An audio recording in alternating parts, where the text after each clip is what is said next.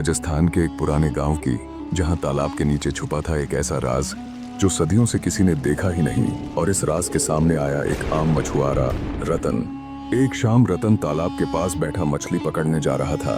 तभी तालाब में कुछ चमका और पानी से एक अजीब आवाज आई, जैसे कोई बुला रहा हो उसे। रतन ने जब तालाब में जाल फेंका तो जाल के साथ ऊपर आया एक नीला दैत्य।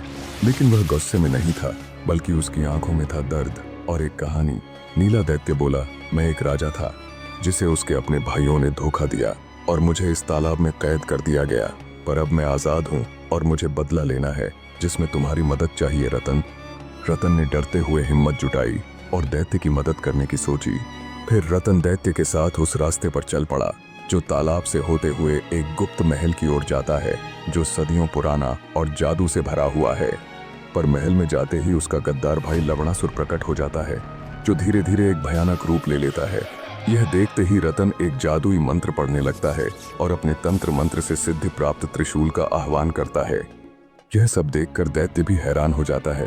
तभी रतन दैत्य को वचन देता है, मैं तुम्हें आजाद करूंगा। और उसके बाद होता है रतन और लवणासुर में एक रोमांचक घमासान युद्ध, जिसमें लवणासुर रतन के उस त्रिशूल के सामने टिक नहीं पाता और अपनी जान से हाथ धो बैठता है।